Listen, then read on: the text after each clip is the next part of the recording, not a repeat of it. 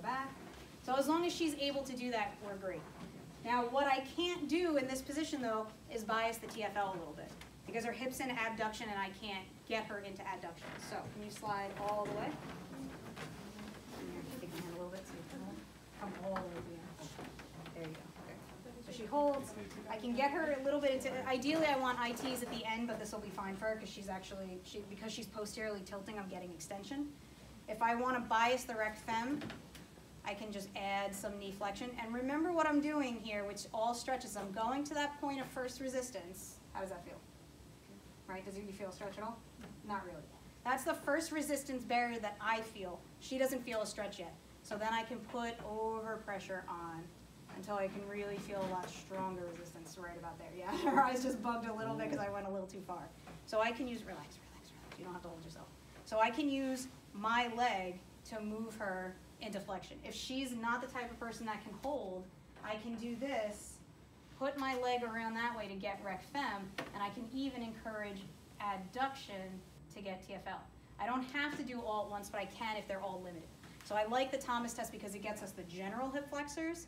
If I'm noticing that it's the anterior adductors, you know, it's a little bit more than you need to really focus on now, but I can put her more into abduction if it's those anterior adductors that are really a problem. The anterior adductors internally rotate, so I can add an external rotation moment if I wanted. Okay, so the Thomas test really allows a lot of flexibility to target things at the hip. If we're doing the Eli's, flip. You guys know the Eli's already. Make sure, what is the biggest thing you need to watch when you're doing Eli's? Right. So if she goes into a lumbar lordosis when I'm stretching her quads, it's really not ideal. So I like to just focus on the sort of the base part of the sacrum and put a force rotating that way to try and combat it. Okay, so that's how I'll do that. Another option on your side, facing away from you. Not my favorite one, but I will do it if somebody's mobility is lacking and you know they're in this position, but I can take her back into this position. Relax, relax, relax. Relax, relax, relax, relax. I need to put a counter force on the pelvis, otherwise I just take her with me. Okay, so I'm not only counterforcing, relax, I got you, relax.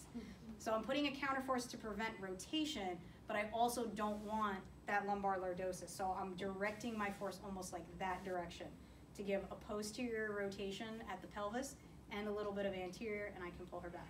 This is another one where if she would relax a little bit, I can bring her into adduction to stretch the IT band a little bit. I can bring her into more knee flexion.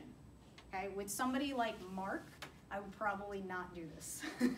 Or I would tie, honestly, and I have done this, you tie a belt around the person's thigh to your pelvis so that you can help hold up, and then you can just use weight shifting. And you can hold them by here. What I don't want to see, though, is, do you have any problems with the hip? No. Okay. I don't want to see you stretching like this unless you have a reason to be stretching them into internal rotation. Okay, this will put a lot of strain on the knee and a lot of strain on that hip. So unless you are saying, well, I'm biasing internal rotation for whatever reason, don't do that.